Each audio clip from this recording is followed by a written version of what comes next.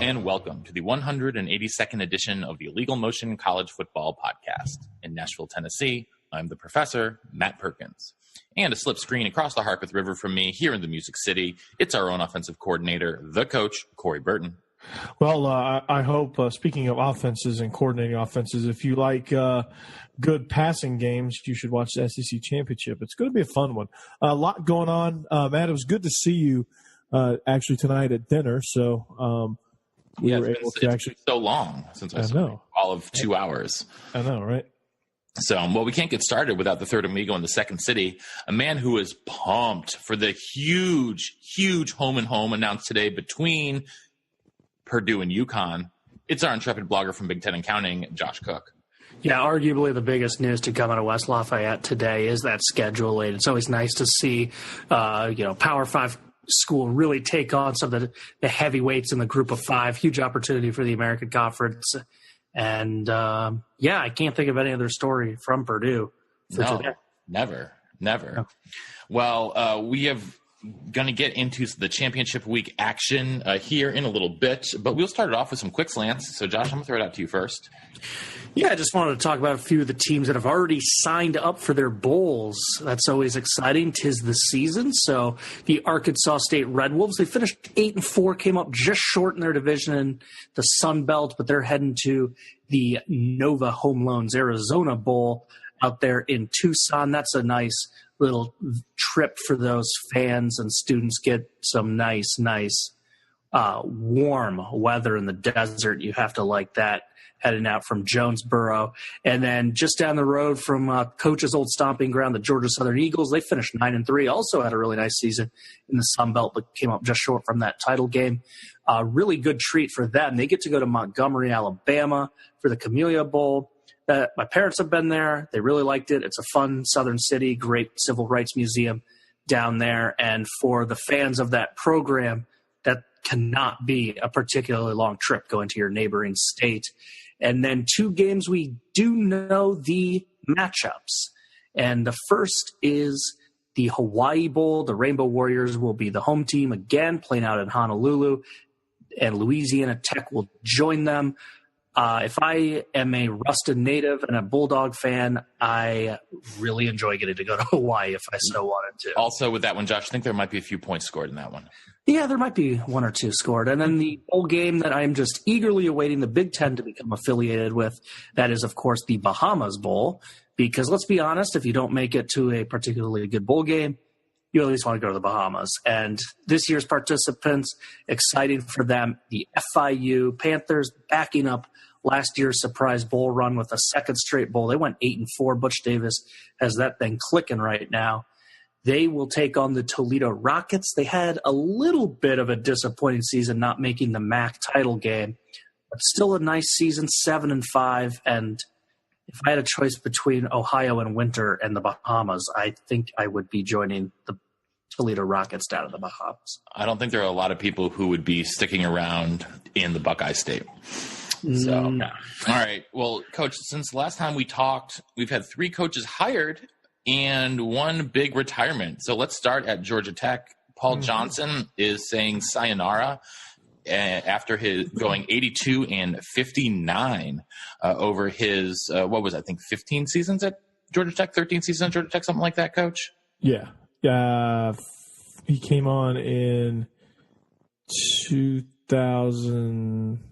I think it was for the 2006 or the 2007 season. I can't quite remember. I want to say 2007. So that would be 12 seasons. Yeah. So obviously a lot of the Yellow Jacket fans a little sick of the option attack. So you think they'll be going in a different direction? Yeah, I think so. I think their admin is just kind of wanting to distance themselves from what Paul Johnson did and his kind of philosophy. I know there's a lot of guys out there that would be a perfect transition to come in and take over and actually probably blow the lid off the triple option scheme, but I don't think Georgia Tech wants to go in that direction anymore because it is so easy to recruit for the spread in Atlanta.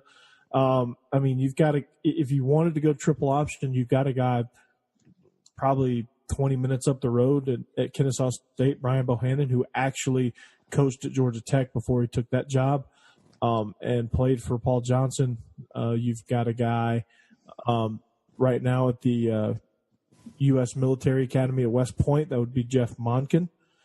And he's also a Paul Johnson disciple. You've got Ken Niumatalolo that would fit perfectly in there. And so there's a lot of good fits if you wanted to stick with that scheme, but there's a lot of good candidates out there regardless. And I think if you get the right guy in there, Matt, you and I were talking about, this is out of all the jobs that are available at this moment, this is probably the best one. In my opinion, because of where it's located, all the resources that you potentially have within the city, and an administration that you've got an AD in Todd Stansberry, who I think wants to try to figure out how to get more money flowing back into the department. I think that's one of the biggest goals right now because they don't get a whole financial support right now. They don't have a whole lot of money. That's why they couldn't fire Paul Johnson.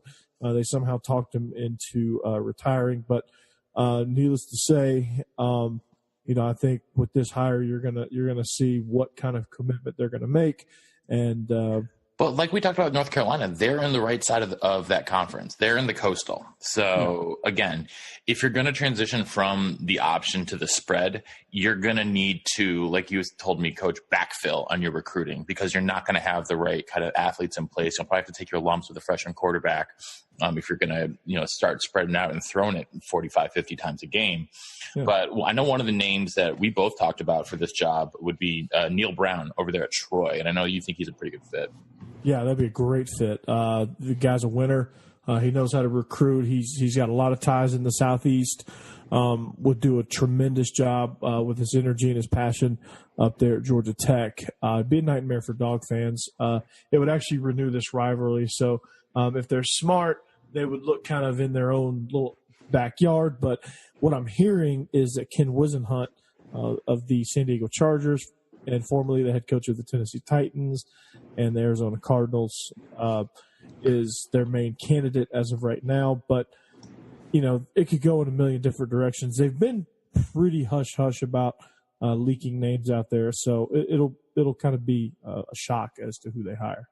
So, I just want to tie a bow on Paul Johnson because Coach, being a Bulldog partisan, probably did not go in enough detail about Paul Johnson, who will be a for sure Hall of Fame coach. He's well over 600. Yeah, you can't discount what he did.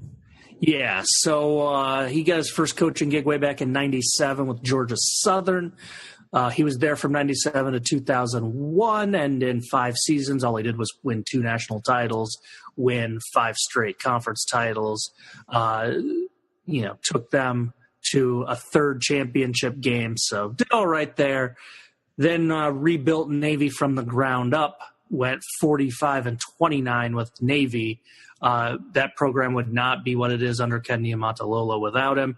And then at Georgia Tech, let's just say he was under 500 in the ACC exactly once. Very, very consistent program. Won the division 4 times, won the conference once, played in 2 Orange Bowls, won one of those Orange Bowls. This guy's a hell of a coach. I know it was a little erratic the last few seasons, and maybe they did want to fire him, as Coach mentioned, but Paul Johnson did an absolutely, absolutely amazing job, and he's only 61, so there's an outside chance that, he just kind of recharges his batteries and maybe comes back in a few years somewhere else if he wants to. Otherwise, like I said, he is a lock for the Hall of Fame. Yeah, I was reading some pieces on Paul Johnson today, and there was a great story about after the Yellow Jackets beat Georgia for their second straight time in Sanford Stadium in 2016.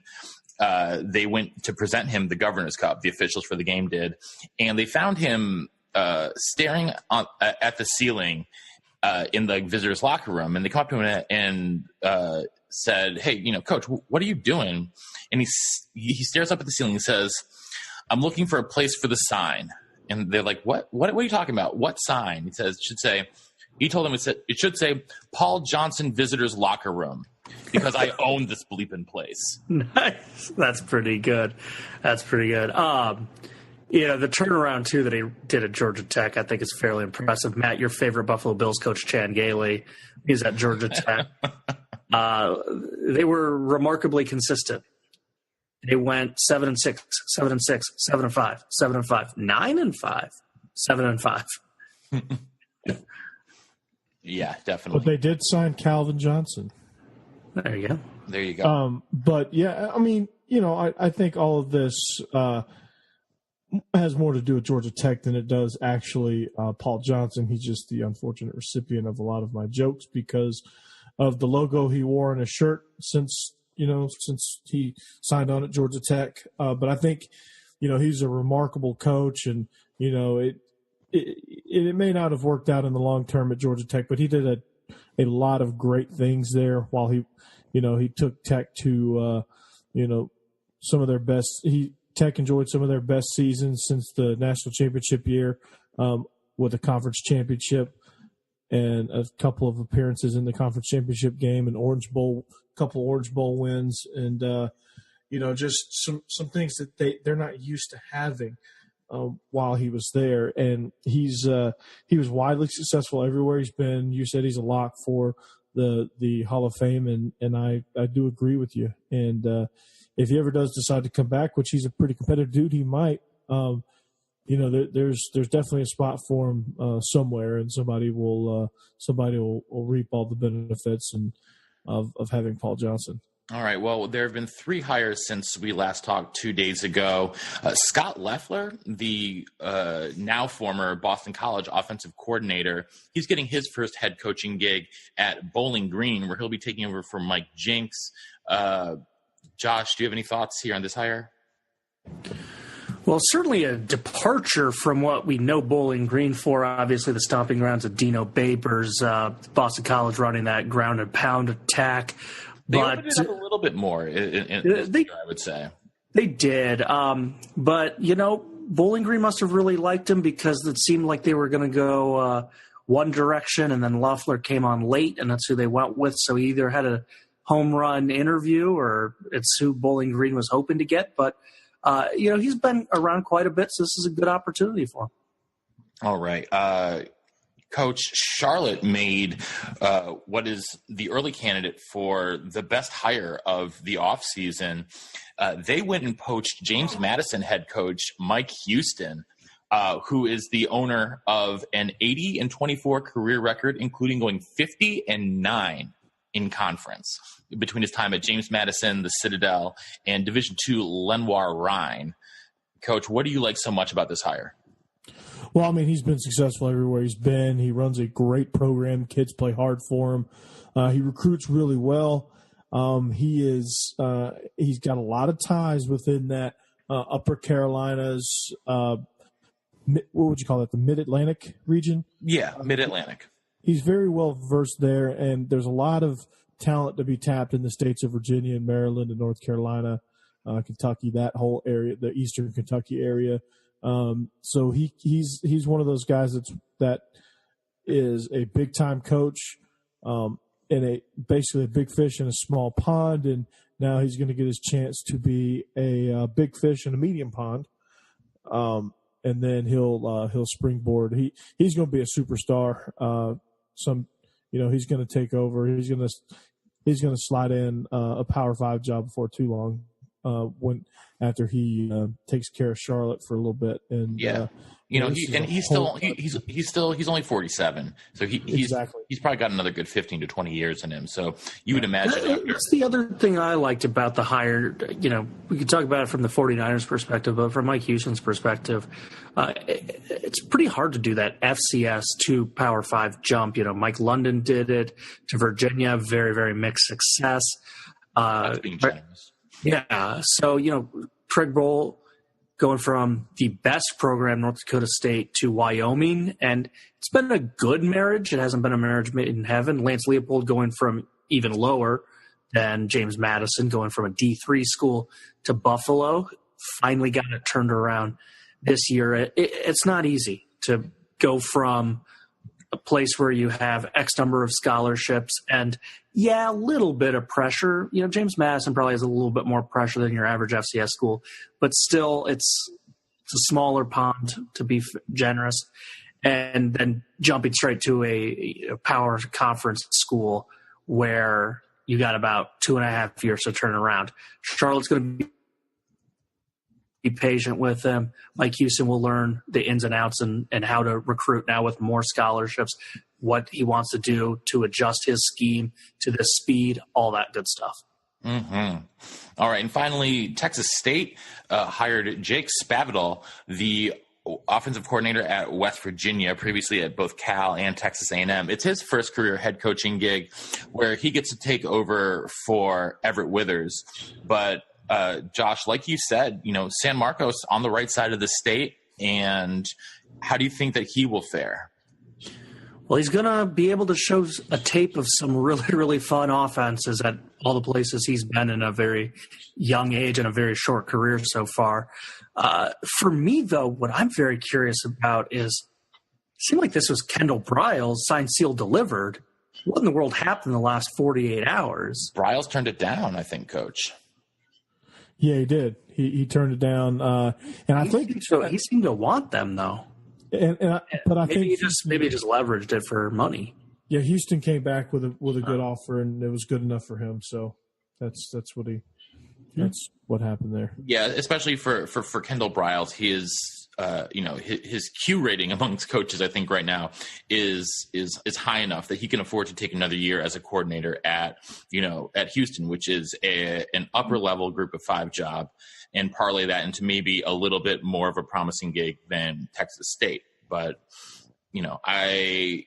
he's a first time. Spavital is a first time head coach. We'll see how it turns out. But anyways.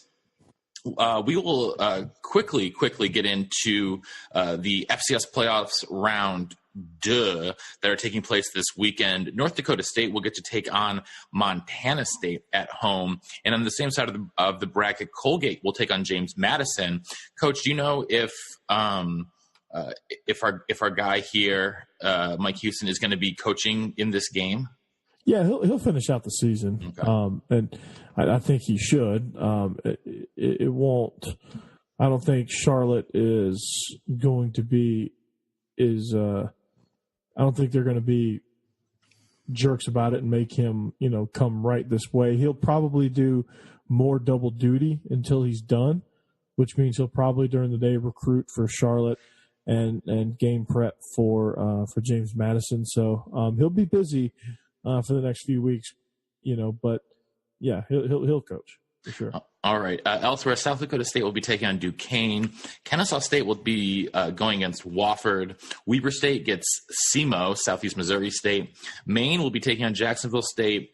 UC Davis takes on Northern Iowa, and Eastern Washington takes on Nicholls State. Josh, any of these matchups either stand out to you, or or I guess the other question I would ask is, what unseeded team do you think has the best chance of pulling off the upset on the road? I'm going to stick with those Panthers. I mean, they played in a tough conference. They had a mammoth win over those Jackrabbits. So even though they're very, very Jekyll and Hyde, when they are playing up to snuff, they can hang with anybody. Coach, same question to you. What unseeded team do you think has the best chance to pull off an upset? God, that's a tough one. I'm gonna go ahead and agree with Josh and say that's probably their best chance. I picked Davis to make the national semifinal, so I'm not really ready to jump out and say that they'll lose this one as well. I'd be very careful if I was Kennesaw State. Wofford definitely has the potential to pull off an upset. They are the number 4. That would be my next one if I had to pick more than one. They're the number 4 rushing offense in FCS. They average over 330 yards per game. To be fair, Kennesaw State averages almost 375 a game. So I think that will be a fast game. It might be over 60 minutes of game time plus 15 minutes of halftime. That's 75 minutes. I think a game will take about 84 minutes total. So that's pretty much what to watch for this weekend in the FCS playoffs. So before we get to our deep roots, talking about all the conference championship games, time for a pop quiz. Take out your number 2 pencils, get your Scantron sheets ready, and wait. Did we really honestly have a burying the lead, Matt? Like a legitimate one? I think we may have. Because we probably should have talked during our coaching carousel stuff about Brom staying at Purdue. Okay, let's talk Jeff Brom. He's staying at Purdue. He's staying at Purdue. Yeah, he's staying at Purdue.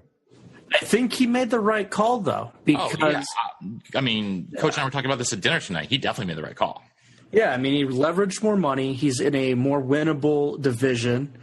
I saw one article. Someone was saying that because Louisville is in a tougher division and they get to play Clemson and stuff, that has an easier path to the national title. How? You have to play Clemson and Florida State every year. Yeah, because the committee has already shown that they do not care at all about strength of schedule, and they don't care at all about, honestly, even winning in your division, as Alabama showed. But what you do need to do is get that point of data of playing in your conference title game and winning your conference. And you can win the worst conference in one of those Power 5 groups, and as long as you win that division and win the title game, you're probably going to make the tournament. Coach? So I think he did the right thing. Yeah, I mean, obviously we talked about this earlier. It's easily the best decision he made because he's already started at Purdue. He's already sort of built his brand. He's already got a lot of things that he wants to do in place.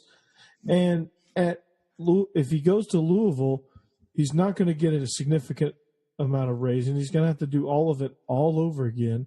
And it's going to be a tough road because the division he's in is insanely difficult. So, I think he's doing himself a favor. I think he's going to grow Purdue into a contender in the Big Ten, and there's not a place to go. So, on top of that, Purdue's got a top 25 recruiting class this year. Yeah, according to Rivals.com.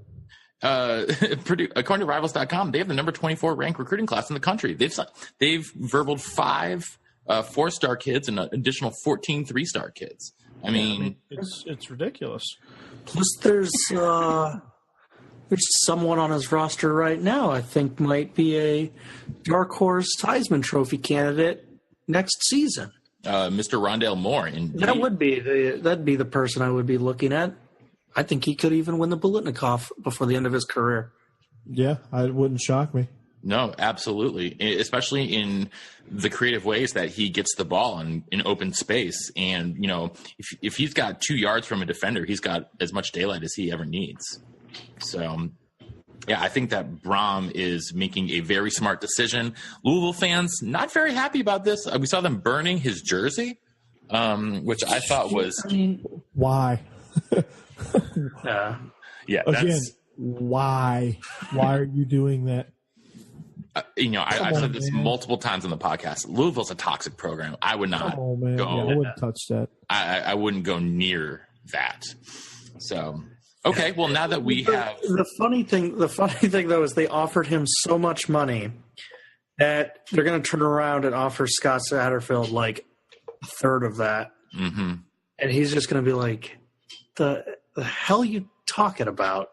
You need to match Brom's money or give me more because you already played your hand. And for those of you that don't know, Louisville's athletic director has never been in administration like this. They were a former college baseball player. Like, they're in way over their head, and the AD totally got played by Brom, and it's going to get much, much worse at Louisville than before it gets better. Yeah, it really is. And who knows if there will be any sort of sanctions down the pipe for the athletic department. We've already seen a lot of fallout from all of the scandals regarding college basketball. Rick Pitino there, Bobby Petrino. We know there are some skeletons there that have yet to be uncovered.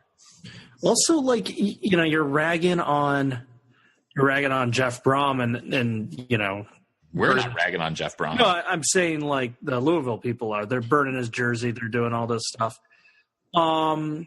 They do realize that Jeff Brom has a fairly decent offensive coordinator and quarterback coach on his staff that is only 33, that has head coaching potential. That, his name is Brian Brom, and he also played at Louisville.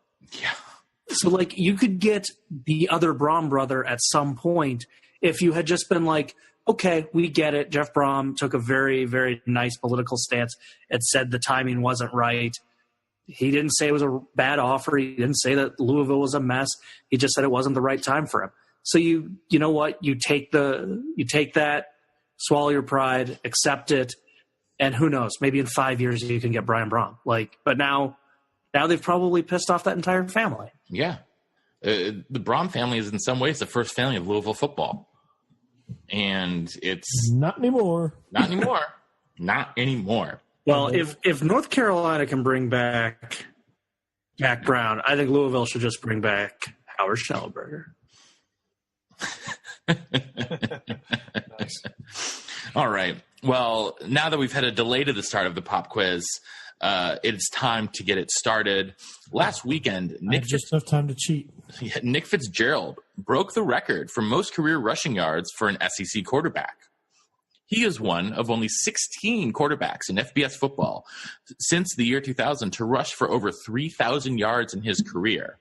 Your job, gentlemen, is to name the 15 other quarterbacks who have rushed for at least 3,000 yards in their careers since 2000. Coach, I'm going to start it off with you. I will say Tim Tebow. I knew you were going to start with that, and while that is the record that Nick Fitzgerald broke, that is actually incorrect. Tim Tebow only rushed for 2,947 yards in his career, so 53 yards short. Yikes. Well, that crosses off the second name I had on my sheet. My number one sheet was Lamar Jackson.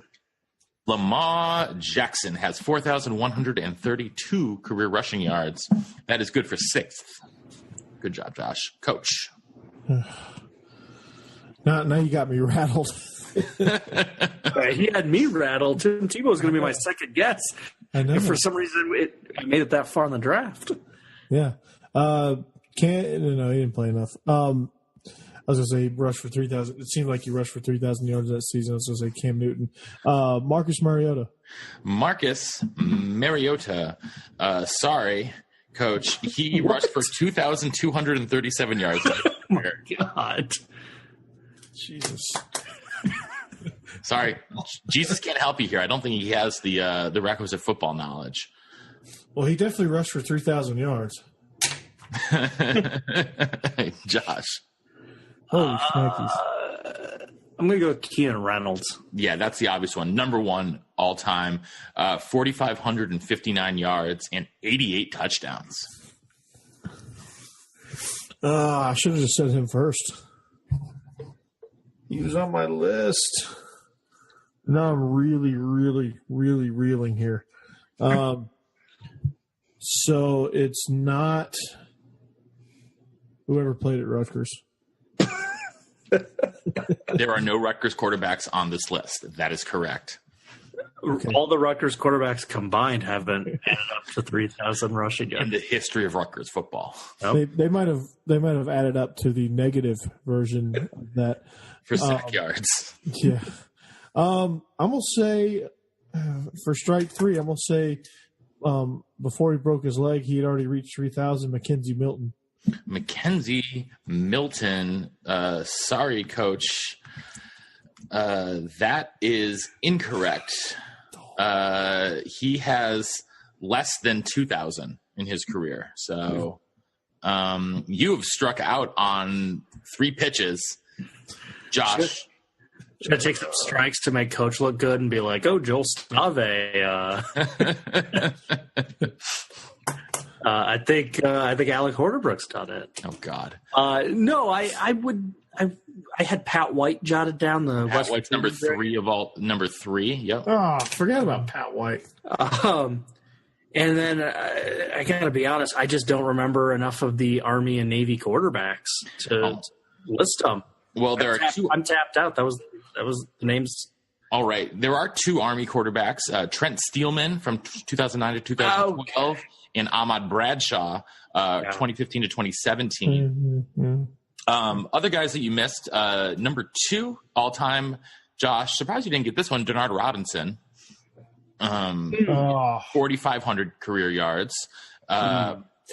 Quarterback. Yeah. Also, we had Jordan Lynch from Northern Illinois, Brad Smith from Missouri, Colin Kaepernick at Nevada. One of the show's favorite quarterbacks since we started here, Quentin Flowers from South Florida, Josh Cribbs from Kent State, Cody Fajardo, also from Nevada, Braxton Miller and JT Barrett back-to-back, both right at about 3,300 career yards. And finally, Vince Young, 3,127 career yards. Vince Young, okay. Yeah, we did horribly on that, Coach. Yeah, that was bad. That was real bad. That was definitely not the best. Well, when you said Tebow didn't make it, I started kind of picking out some different names because I did have Robinson jotted down, but I was like, Robinson had some injuries in his career. Michigan had some up and down moments in his career. I was like, crap, if Tebow didn't do 3,000, maybe Denard didn't either. And then those Ohio State quarterbacks, I would have pegged them at having a lot of rushing yards, but they had such cannons of arms too that I didn't think that they would have gotten up to 3,000. One of the most amazing things about the Lamar Jackson number, he's 6th in this category, 4,132 yards. He did that in 38 games. Everyone above him played a minimum of 48 games. It's if he had played one more season at Louisville, he would have absolutely smashed Keenan Reynolds' record. Well, the remarkable thing is, can you imagine his career and his potential for championships and just absurd stuff if he had gone anywhere other than the dumpster fire at Louisville? If he had stayed in the state of Florida and gone to Florida State, even Miami, like UCF, baby. UCF, yeah, but USF. Well, I don't know. He probably would have been stuck behind Quentin Flowers for a minute. I don't know if anyone wants to play in Raymond James Stadium. Ooh, touche. All right, guys, let's hit even the Bucks. Yeah, let's start. Let's hit the deep roots, and we will start with the biggest game of the weekend, the SEC title game in. I thought you were going to say MTSU UAB. Hotlanta, Georgia, Alabama. We have a rematch of last year's national championship game. Coach, you're feeling kind of bullish about your Dogs here. I do. I mean, I'm not saying I'm not going to beat my chest and say, "Oh yeah, guaranteed win." They match up. It's going to be a tough one. There's going to be a lot of stress put on the defensive backs. We know that. Tua, after watching a couple of Alabama games, I've kind of figured out what Tua likes to do. He likes to sit back. He likes to just chuck the ball deep. He actually, those 3-point shooters that shoot the 3-pointer, and as soon as they let it go, they just start walking off and celebrating. Yeah, so you're talking about Nick Young, Swaggy P. Yeah. When Tua throws a deep ball, that's what he does. He just, as soon as that ball leaves his hand, he turns around. He's already celebrating because he knows Ruggs or Devontae Smith or Jerry Jeudy's going to come down with it. And that's probably that is easily the most talented wide receiver group that Georgia will face. And it's going to be a really tough test. And I think to be able to Get Alabama, you're going to have to, A, get pressure on Tua. You're going to have to get hits on him because he doesn't like to be hit. And two, you're just going to have to mix up your coverages, and your defensive backs are just going to have to answer the bell. They're going to have to make a play on a deep ball because that's what Alabama's going to do. You stop the run, stop the run, stop the run. Bama's going to throw it deep, and they're either going to get a pass interference or it's going to be caught. That's kind of how they roll, you know. And so the corners, the safeties, the guys in coverage are going to have to play a hell of a game. They're going to have to find three guys that can lock down Smith, Ruggs, and Judy. And then, you know, they're going to have to be big up front, and they're going to have to do a great job against the run, and they're just going to have to absorb Alabama's best shots because Alabama's going to hit some balls deep on them. They're going to make some big plays. They got to absorb the shots. Offensively, for Georgia, I feel good about the running game. I think Swift and Holyfield can do a lot of damage against this front seven for the Tide. This is definitely one of the weaker parts of Alabama's team is their front seven. I think they're susceptible to the run. Auburn showed that. They're susceptible to tempo. So if Georgia kind of goes into the same tempo they started the second half and continued in the second half against Florida with and played for most of the year since then, I think they'll have a lot of success and they'll move the ball. And they'll put some points How much Justin Fields are we going to see? I don't know because Fromm is just sharp right now. Fromm is on fire. I think you'll definitely see him if Fromm starts to struggle. If they start getting a few sacks on Fromm, and they need somebody that can move around and do a few things with his legs. I think you'll see Fields. I also think there's going to be a couple packages in the first half and a couple packages in the second half that feature a series of plays for Justin Fields. I think you're going to see him used like they haven't really used him in a meaningful game before. So they've got a lot of stuff up the sleeve, I think. Yeah. I think they'll need that, too, the last thing Coach said, having some tricks up the sleeves, because not that Georgia needs to get gimmicky, but they need to be flexible. They need to do some things that Alabama's just not expecting, and that's what Michigan ran into in that beatdown that Ohio State gave them. Michigan goes out. They've run the ball well the last few weeks, ran it pretty well all season. What do? They didn't pass it hardly any in that first half and just let the hole dig deeper, especially in that third quarter after the halftime when Michigan kind of got it close again.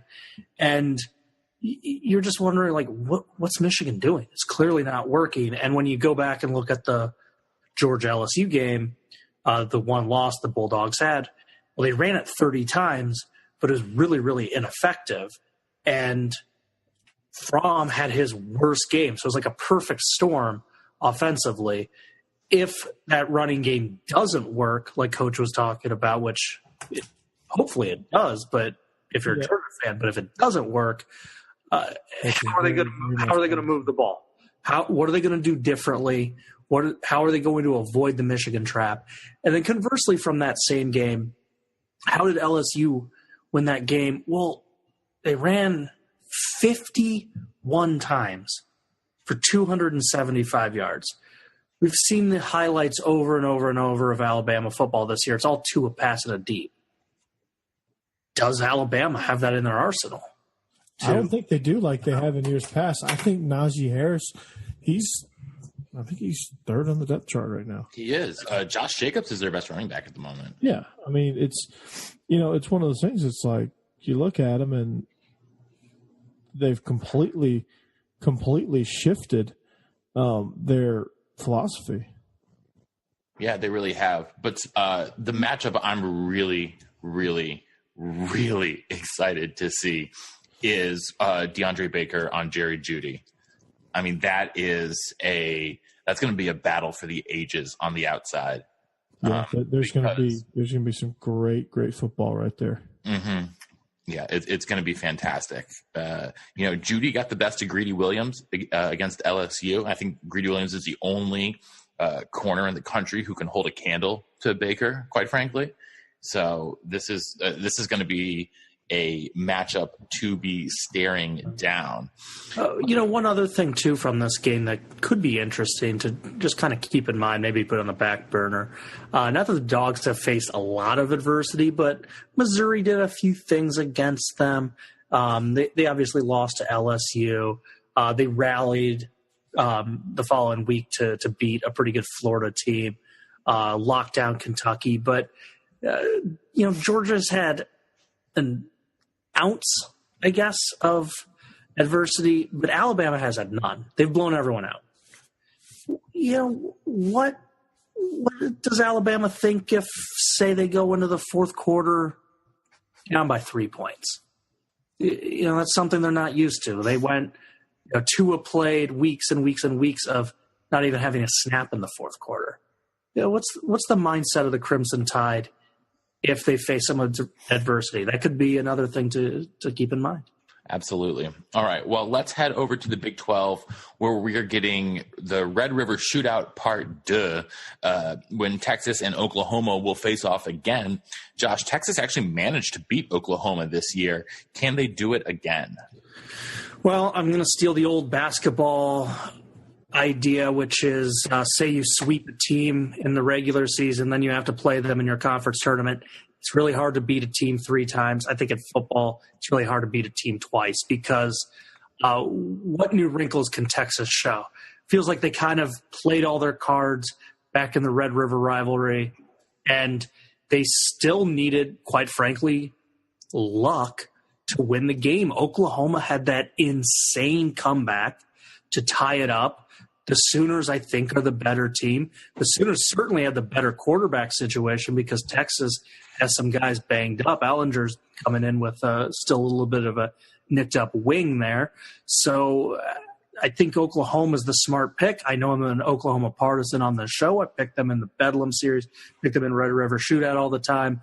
But I'm going to ride or die with that Sooner offense as much as I like to make jokes about their defense. They are something scary offensively, and I'm just not sure Texas can put up the same amount of points with the same amount of ease like they did a few months ago. Yeah. Coach, how do you feel about this one? I mean, I just like their ability to put 14 quick ones on you and really just flip the momentum of the game. What West Virginia did a tremendous job last week that we talked about was being able to keep up with them and have the firepower to keep up with them with Will Grier and David Sills and that whole crew. And that's how you beat Oklahoma. You keep up with them. Every time they score, you score. And if you let them put 14 quick ones on you, it could get ugly.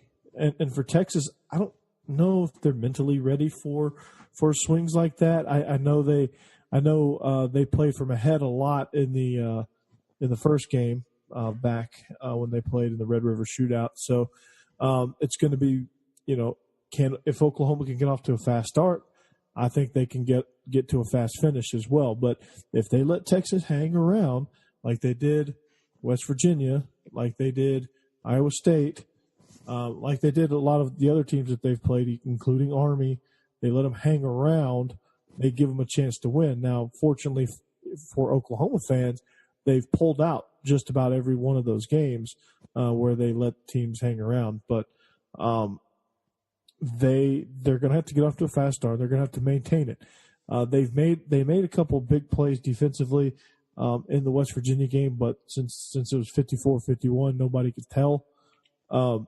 But they're going to have some of those nice plays, and they're really going to have to capitalize off of it if they want to beat Texas, because Sam Ehlinger and that core of receivers they have is extremely talented, and they will make you pay if you let them hang around. And I really, as much as we kind of bang on Tom Herman, and I like the roster that he's put together. I like the way Texas plays, and they have a chance. They have a puncher's chance. I mean, if you make it to the Big 12 championship, you have a puncher's chance. I don't think this one's going to be a blowout either way, but if Oklahoma's going to win, they've got to start fast and end fast. If Texas is going to win, they've got to Ehlinger's got to play the game of his life, and I think they're just going to have to make big plays all across the board to steal a possession here or there, win the turnover margin, and really just try to possess the ball. I'm still concerned about Ellinger's health going forward. They need him to be 100. If he's not 100%, I don't feel like they have a chance to win this one. I also feel like they really need to slow the game down, because if they get into a shootout with Oklahoma, I mean, there's almost no one in the country who can score with them. No, not at all. And yeah. Well, let's then move on to the Pac-12. We have another rematch here. Utah taking on Washington up in the Bay Area, Coach. You know, both these teams have pretty stingy defenses, but Washington is coming in much healthier than Utah. And it feels like Washington's I wouldn't say a lock to win this one, but pretty darn close. Well, they're about as close as you can get the way they played last week in the snow against what I still consider a very good Washington State team. Jake Browning, Myles Gaskin played a tremendous game defensively. That's where I was most impressed with defensively. They just flat get after you, that front seven. They're great against the pass. They rank 25th nationally in yards allowed per game. They're better against the run. They're 20th in rushing yards allowed at an average of 122.9. They have the nation's leading tackler is actually Husky linebacker Ben Burr-Kirven. And he absolutely went off in that Apple That guy's Cup. amazing, by the way. He really, I mean, he's unreal. If you're a fan of linebacker play, he's the one you definitely need to watch. But offensively, they just make plays. They are eighth scoring nationally, 41.8 points per game. So I mean, they've got a lot of firepower there too, and people kind of slept on Washington. I'll admit I kind of slept on them too. I thought it was going to be a little bit easier of a game for Washington State just because of the momentum that they had. But Washington showed that, hey, guys, this is essentially still our conference. So let's go out and prove something. So Utah banged up, but I think they're outmatched too. I mean, I think it was good that Utah was able to hang around and finish at the top of the heap on the in the South. But honestly, I think this is going to be more one-sided than people think. Yeah, Coach, you talked about Ben Burr-Kirven. He reminds me so much of another Ben from a couple years ago, former Clemson linebacker Ben Boulware. Yes. Yeah, yes, I think those two are cut from the same cloth. Josh, do you think that, or I shouldn't say do you think that Utah could pull off the upset, but if they do, what will they have to do? Well, the interesting thing is when you look at the first matchup, well, Tyler Huntley had a game to forget. He was terrible, and Zach Moss was terrible, and just the weirdness of the Utah season. Both those guys are out for the rest of the year. So Washington has to basically regroup defensively going against totally new faces. So you have to kind of wonder, does that mess with Washington's headspace in any way? Washington only won that first matchup 21-7, and Utah just could not shoot themselves in the foot more. They had 3 turnovers, and then late in the game when they were trying to come back, they had 0 for 3 on fourth down. So essentially 6 turnovers in this game. They only lost by 14. They were great on third down. They were the much better team on third down despite all those issues that I just highlighted. So, Utah, it's not like they got waxed a few months ago. So there's some things Utah can do. The thing that I'm interested in, though, is the quarterback for Utah. He's quite frankly taken a step back each week. And does that mean that there's now enough tape on him to shut him down, or is he a freshman? Things are coming too fast at Jason Shelley. I don't know, but what I do like is he's only thrown 1 interception. Mm-hmm. And so he is protecting the ball. I think that is key for any chance that Utah has. And I know this doesn't answer the question of does Utah have a chance or what do they need to do, but every now and then you get this just feeling that there's kind of like a team of destiny where they can do no wrong. And for Utah to survive all these injuries and then these last 3 games to win out, beat still a scary Oregon team, just demolish Colorado on the road. And then most impressively, that BYU game, a meaningless game as Utah, it wasn't going to impact Utah's race in the South. It was BYU's Super Bowl. And Utah came out and was down 20-0 at halftime. They were down 27-7 with just 5 minutes left in the third quarter. They had all the reason in the world to pack it in and not care. But they rallied, scored 28 straight points, and won the game. And that's just something you see from a team of destiny. Maybe this is Utah's everything aligns, the dream season. They pick off their first Pac-12 title, and there's no explanation for it other than they just rid an amazing defense and scored some timely points. And it also wouldn't be that unprecedented. Ohio State managed to win a national title a few years ago when they were by far the most banged-up team playing their third-string quarterback. Very true. Very true. Well, let's head then to the Big Ten. Speaking of Ohio State, they get to take on Northwestern, of all teams, who somehow managed to finish with identical record as the Buckeyes in the Big Ten at 8-1. They just went 0-3 in their non-conference play. Josh, I mean, you're our Big Ten guy here. Do the Wildcats even have a hope and a prayer? They're bringing with them a phenomenal defense, and they have the much, much better defense of the two teams. And possibly a much better coach. Very possibly a better human being. Well, I mean, that's not saying much. There's a cliche about defense winning championships. Yeah. So what does Northwestern need to do? Well, they need to ride that defense. They need to make this a dirty game.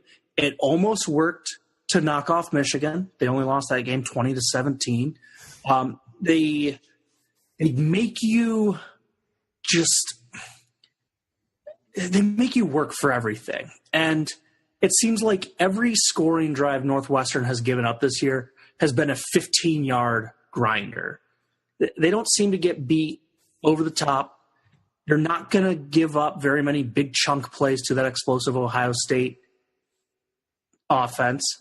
I think unlike Michigan, that refused to change their lineup and continued to put their linebackers at the line of scrimmage and give up crossing route after crossing route. Pat Fitzgerald, out of this world linebacker, wonderful defensive coach. He probably watched that on tape, and I doubt the linebackers even sniff the line of scrimmage in this game. He's not going to get beat by those crossing routes. I think he's going to say, you know what? We need to make this team one-dimensional. And within that passing attack, Haskins can throw a nice deep ball, but he's been making a lot of hay getting the ball to his players in space and letting them run wild. I think Northwestern finds a way to prevent the Ohio State running attack from beating them. And I think they find a way to prevent the short stuff from beating them.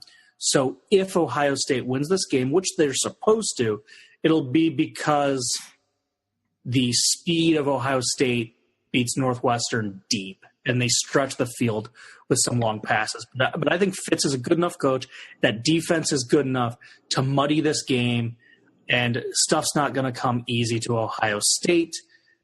The thing is, though, I don't think Northwestern has enough offense to score some points. I think even with as good as Northwestern's defense is, I think you can probably assume Ohio State scores at least 4 touchdowns in this game. So do the Wildcats have 28 points in them? I don't see it. And that's going to be the issue, I think. Coach, are you with Josh on this one? Do you think that Northwestern's not going to have enough offense, or do you think they'll be able to hold Ohio State down just enough to keep it close? I think it's a combination of both. I mean, I think that, you're not going to be able to keep up with an explosive offense like Ohio State has, but your only chance is to do what explosive offenses absolutely hate doing, and that is earning every single yard and being patient. Explosive offenses are not patient. They do not like 13, 14, 15 play drives.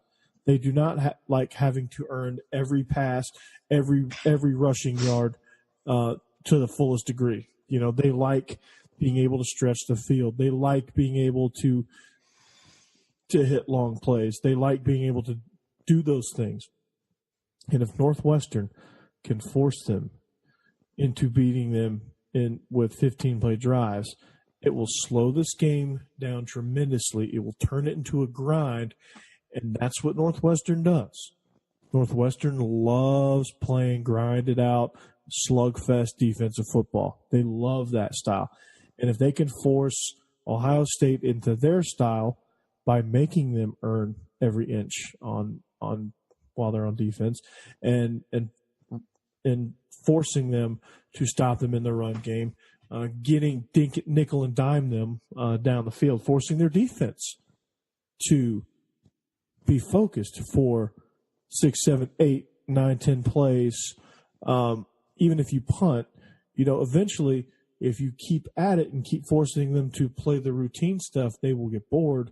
They will lull themselves to sleep, and then you can hit them with an okey doke or something. They're going to have some tricks up their sleeve. They don't have any chance of winning if they don't have some sort of trick up their sleeve. But yeah, I agree with Josh. I agree with you. It's all a combination of that. And they're just going to have to really do a good job of forcing Ohio State to be patient. If Ohio State's patient and they take their shots when they get them, then they'll have a lot of success. But typically explosive teams like that, they get impatient and they make unforced errors or they make uncharacteristic errors, things like that. Yeah, and all the pressure is on Ohio State too. Ohio State's the team trying to make the playoffs. Ohio State's expected to win this game. I'm sure Ohio State's heard all week about Ohio State's favored by 2 touchdowns. Yeah, I'm sure Ohio State's heard all week. Hey, remember a few years ago when you beat Wisconsin 59-0? Like, Ohio State fans are expecting a 60-point rout. And Northwestern, yeah, they're overmatched, but what they do well is the type of stuff that can muck things up and puts you at least in a position to pull off the upset. I think Ohio State will probably pull away and win by a comfortable margin when it's all said and done. But I would be stunned if Northwestern just gets punched in the mouth and it turns into a 40-point game.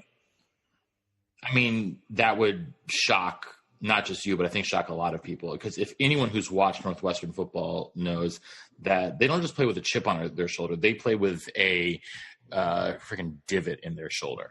Yeah. I mean, they are as tough and hard-nosed a team as you are going to find anywhere in college football.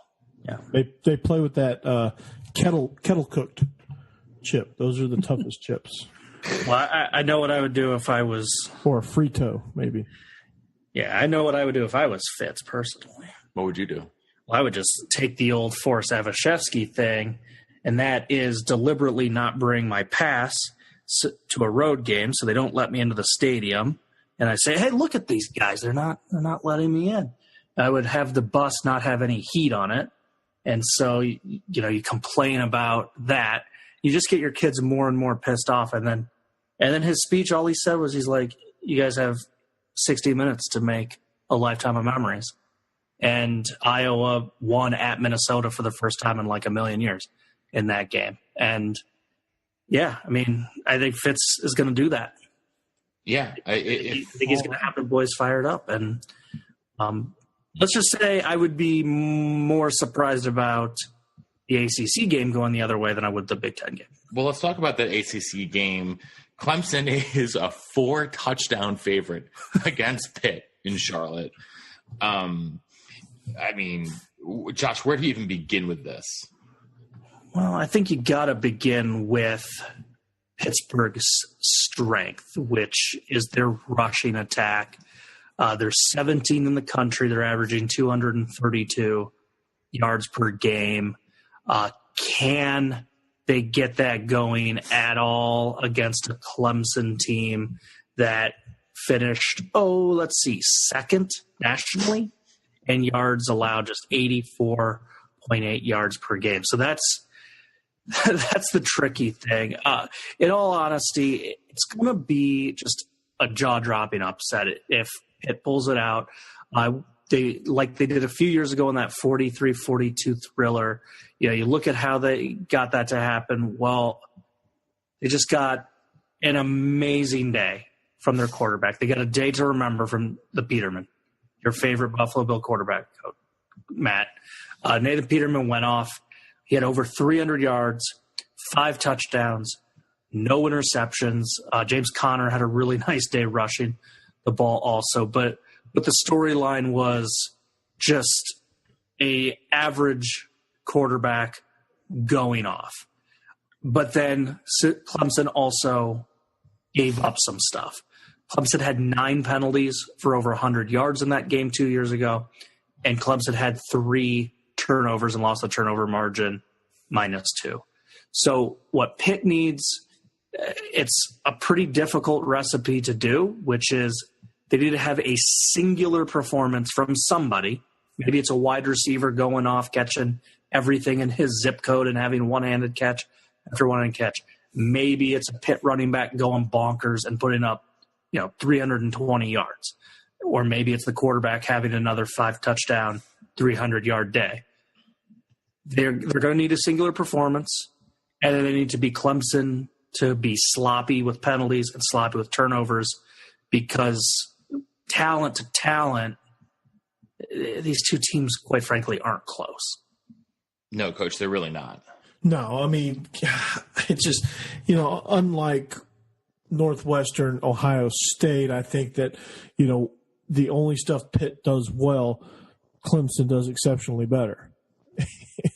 And, they can try to grind the game down to a nub, but, I think with Clemson's run game, they can win that type of game with Travis Etienne and Devin Feaster. They can win that type. They can win that type of game, or they can win the spread you out explosive game. Their defensive line is, again, finished second in total yards.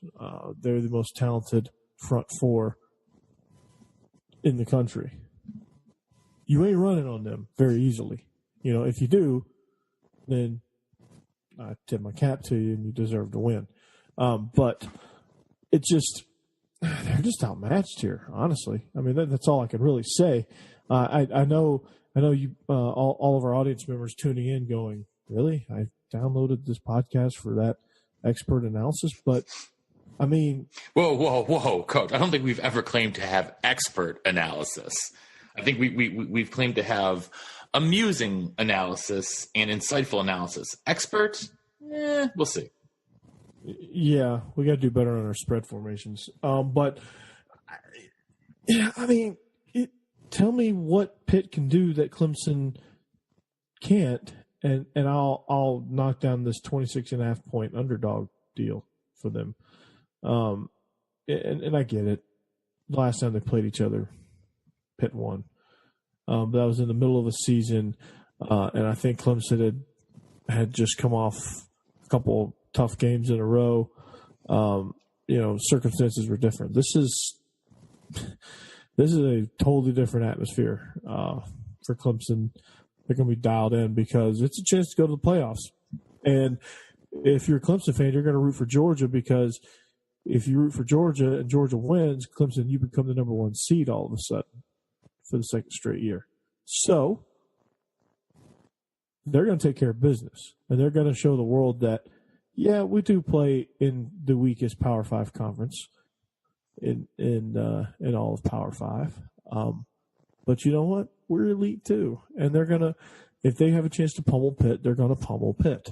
And they're going to put on a show. They're going to make a statement in this game, I think. Yeah, I think that they are as well. I mean, this This Clemson squad, no one's talking about them because they haven't faced anyone for a while, but they are just absolutely demolishing teams right now. I mean, all you can do is play the teams on your schedule, and they take care of business, and they do it. 77-12 against Louisville. Yeah, I mean, one thing though about the next game we're going to be talking about is the Central Florida debate. Well, let's just get in there. But I wanted to say something about this ACC title game. Is when Notre Dame beat Pitt 1914, everyone went on and on and on about how that's a great escape for the Irish. That Pitt team, they're going to win their division. That's a good Panther team, and Notre Dame was lucky to win. Yeah, UCF beat Pitt 45-14. So if you're going to give Pitt as a strong win to Notre Dame, you sure as shit better give it to Central Florida, because Central Florida walloped them. And they are still number 2 in my poll. Even with the Mackenzie Milton injury? Yes. Why is that? Because he is phenomenal, but he is one phenomenal cog in an even more phenomenaler team. Oh, I like that word, phenomenal. Thank you. Phenomenal. Thank you. So UCF, they see their signature player go down with an injury against the Bulls. They're struggling to pass it. Mackenzie Milton goes out when he was just 5 of 10 for 86 yards, a touchdown, and a pick. What do the Knights do? They ride a really good defense. They hold the Bulls to just 10 points, makes their day miserable. What do the Knights do? They run it 58 times for almost 400 yards and nearly 7 yards per carry. The Knights just have so many different weapons. They find so many ways to get their best players in space. And the really good running back for the Knights, Greg McCrae, he went off and he just dominated the Bulls. And this is a guy who has that in his game. They don't need McCrae to go off every day, but when they're taking on certain teams, they call upon him. So like Temple, the other really good team, Central Florida beating the American, McCrae had 188 yards against South Florida, 181. Sure, he'll have the occasional game where he only gets 4 touches like he did in the blowout of SMU. But when they need him, which they will need him against Memphis, McCrae's amazing. And he's going to rack up a bunch of yards. So that's why Central Florida is so good. That's why they're my second best team. And then this is a rematch. They beat them 31-30 earlier in the season. I'm sure monsoon. Yeah, exactly. I'm sure everyone's going to say, well, they only won by 1. How's that impressive? You said it, Matt. It was awful, awful, awful weather conditions. At Memphis. It was at Memphis. In Memphis. Yeah, and Memphis gave them one hell of a combo in that first half. It looked like Mike Tyson out there. They were just any punch they wanted, they were landing on the Knights. The Knights were reeling. The outstanding Memphis running back, Mr. Henderson, Darrell Henderson, had 199 yards in that game on 31 carries. But here's the thing. UCF's really, really well coached, really, really experienced, and really, really talented. They put their chin strap on, went to work in that second half, and shut out Memphis. Nada, zilch, in the third and fourth quarters to win that game. Central Florida is a complete team.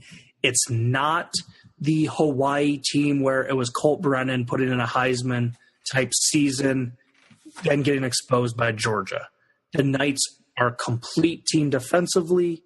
They are a packed team offensively that had the blessing of a phenomenal quarterback in Mackenzie Milton. But this has always been a better team than just an outstanding quarterback. Coach, what do you think Memphis is going to need to do? Is it just ride Darrell Henderson all the way to a victory if they're going to pull off the upset?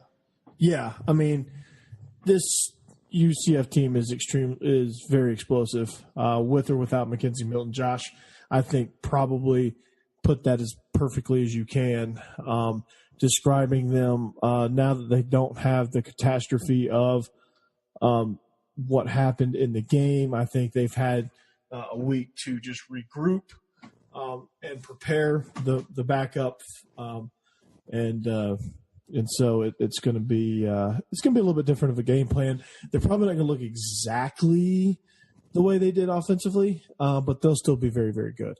And that, you can't discount the other 10 guys or the other 21 guys if you want to count the defensive starters. So, they're extremely solid team, and Josh Heupel has done a tremendous job at rallying them, making them believe that one guy is not going to derail their season, and they just play hard.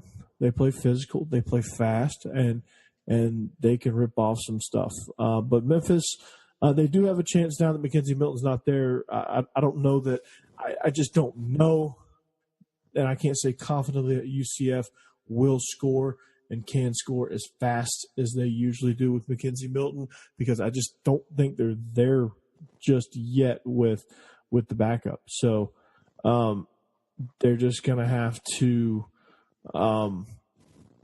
just do what they do and just get the ball in the hands of Adrian Killins, just get the ball out to their other playmakers in space and just do what they do and see what happens and see if the new guy can keep up. So it'll be fun to watch. It'll be exciting to see kind of what they can do.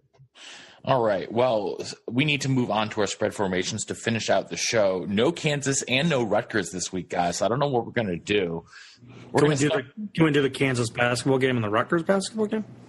I wish they were playing each other in basketball. I can't even imagine what the spread on that would be.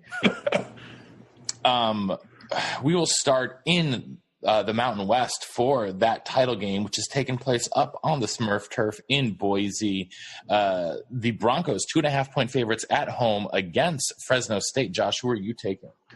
Well, Fresno's been phenomenal this year, but they have a bugaboo about them, and that's the Smurf turf. So last season, they were the regular season finale. Fresno won that game 28-17. A week later up on the Smurf turf, they get shut down and lose 17-14. Earlier this season, up on the Smurf turf, Boise State beats them 24-17. Until I see Fresno get over this hump that is Albertson Stadium and the raucous crowd in Boise and the Smurf turf and the cold and the altitude and all that stuff, I'm going to ride with Boise State. All right, Coach. Give me the Broncos. All right. I want to take Fresno. My heart is telling me to take Fresno State. My record's so bad that it doesn't matter. So I'm going to take Fresno State and the Bulldogs with the upset here. We will stay on the West Coast for the game that was pushed back due to the terrible, terrible wildfires up in Northern California. So we get, during the Pac-12 title week, we also get Stanford at Cal. Stanford, 2.5-point favorites on the road in Berkeley, Josh. Well, I think they missed an incredible opportunity to play this game before the Pac-12 title game to have a wonderful, wonderful double feature. That would have been really exciting, considering one's being played in Santa Clara, the other's being played also in the Bay Area. Here's the thing with Stanford. They have looked off just all year. And despite that, they won 7 games. They've won the last 2 weeks. Their offense put up 40 points against Oregon State and UCLA. That's not saying much, but they've at least put up some points. They did put up 23 against that good defensive team at Washington. They put up 38 in a narrow losing effort to Washington State. So I think Stanford, they're past their issues earlier in the year when they couldn't do diddly squat. They're playing better, and I'm just not 100% convinced that Cal has enough offensive juice this year. Wonderful season for the Bears. They're going to a bowl game. The program's getting turned around, but I think Stanford wins the game for at least one more year. Coach. Yeah, I'm with you, Josh. I just don't know that Cal is consistent enough to really pull this one out. Give me the Cardinal. I'm going to be on the other side of you two again. I'm going with the Golden Bears. It has been an excellent season for Justin Wilcox. I think that they have one of the most underrated defenses in the country. And I think that they are going to finish off what has been a very good year for them at home against their biggest rival with the upset. I love it. All right. Well, next, gentlemen, we can head over to Coach, just southeast of us, Murfreesboro, Tennessee. Middle Tennessee State taking on UAB in the Conference USA Championship game. MTSU, a 1-point favorite at home. Josh, who are you taking? Well, I'm sure a lot of people are thinking, UAB, didn't they just lose this game? And that's right. They played just last week and they lost 27-3. But I think UAB was holding a few things back, considering they put up a grand total of 89 yards in the game. Mm-hmm. That's not particularly good. Nope. They rushed for exactly -1 yard in the game. So I'm not entirely sure what UAB's game plan was, other than they were trying to get their quarterback who missed some time, A.J. Erdley. He missed 3 games in a row prior to that. I think they were trying to give him maybe some opportunities to work out the kinks. I think UAB was playing stuff close to the chest. And finally, I'm just going with the sentimental team, quite honestly. This program was canceled a few years ago. They brought it back. They started this season losing early to Coastal Carolina in a blowout. They've rallied since then. They played some great football. They have the names of kids fighting cancer on the back of their jersey. The town, Birmingham's, really seemed to buy into them, and they're the sentimental favorite. And also, I think they had the harder path going through Louisiana Tech and North Texas. I don't care that they are road underdogs. I'm going with the Blazers. Josh. Coach, you mean? That's what I'm. Yeah, Josh said he's going with the Blazers. Not so fast. I rambled on and on. That's how much I love the Blazers. I'm gonna go with the Blue Raiders here. I think Brent Stockstill is going to have a big game, and he's going to showcase his arm and kind of really put that offense on display. All right. Josh, I'm going to be with you on this one, even though I probably should take the local team here. I'm rooting for the story, and at this point, my picks are so bad that I'm just going to go with my heart, like I did with Fresno State and Cal, doing it again with UAB. Next, let's head to the Fun Belt Championship game. UL Lafayette, the Ragin' Cajuns, taking on Appalachian State in Boone. Appalachian State, Josh, 16.5-point favorites at home. Do you think that the Ragin' Cajuns are going to be able to cover that spread? Yeah, I was really surprised to see that big a spread because they played each other this season in Boone, and App State won by 10 points. So I'm not sure where's App State getting this extra touchdown from. I know App State beat Troy, which seems like the de facto conference title game, but Lafayette played App State, played Troy, both on the road. That's pretty tough. They were in both games, only lost by 10 each of them. They hosted Arkansas State, their division's best team on paper, and they knocked them out. I think Louisiana Lafayette is a better team than people are giving them credit for. I think they hang around. I'm not sure they're going to win, but they're getting 16.5, so I will take the points. All right. Coach. Yeah, I'm going to take the points. I think Appalachian State is going to win by 2 touchdowns. They're going to be – Appalachian State's not one of those teams that I feel like is going to just blow you out week in and week out. And Ooh La La is talented enough to hang close for a little while, at least long enough to cover the spread. So give me the Ragin' Cajuns. Oh, yeah. Mm-hmm. Ragin' Cajuns. Maybe if Coach O was on the sideline, I would take Lafayette. Cajuns. But I think that App State is going to walk out and just tear it up. So I will take App State at home despite that big spread. Finally, MAC title game, Northern Illinois versus Buffalo. The Bulls 3.5-point favorites at home. Josh, what side are you on? Well, Northern's always a tough out, and the Huskies, they went 7-5 this year, 6-2 in conference. But my God, did they schedule tough. Here's their non-conference slate: at Iowa, Utah, at Florida State, at BYU. So Northern Illinois earned all 7 of their victories, and their division was nuts with three teams behind them going 5-3. A bunch of bowl teams produced from that division. But I picked Buffalo in the earlier shows way back in this summer. I've had Buffalo appearing in my polls a couple of times. I love this Buffalo team. And quite frankly, Northern Illinois is coming in a 2-game losing skid. I know Buffalo had a what the hell just happened game at Ohio a few weeks ago. But other than that, they were on a roll. They were steamrolling people, and they got right back in the groove a week later, blowing out Bowling Green. So I'm going to go with the Bulls. All right, Coach. Well, I've ridden with the Bulls this whole time, so why abandon them now? I think we've ran with the Bulls. I think that's what we've been doing. I rode a Bull for 8 seconds. I got Bulls on parade here. I do hope that Buffalo and South Florida get to face each other in a bowl matchup. Is there a stadium called the Bull Bowl? God, I hope so. We'll have to find that out. If not, there needs to be one. All right. Well, that's going to do it for us, Josh, unless you have anything else.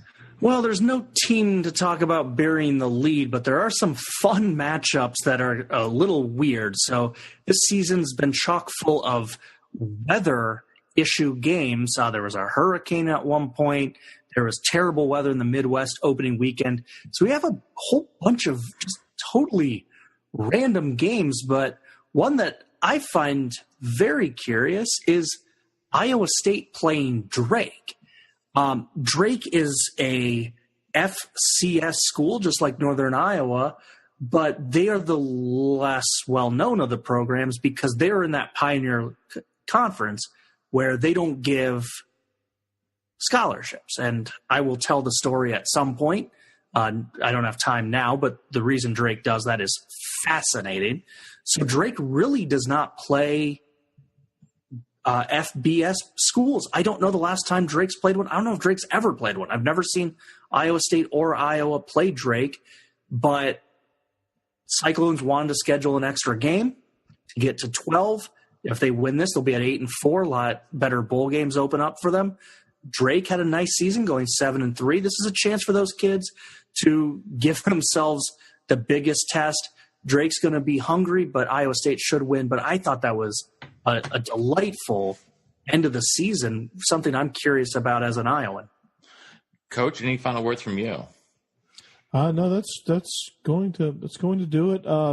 Best of luck to all the Tennessee high schools that are competing for state championships this weekend. Best of luck to you if you are competing. Hillwood certainly is not.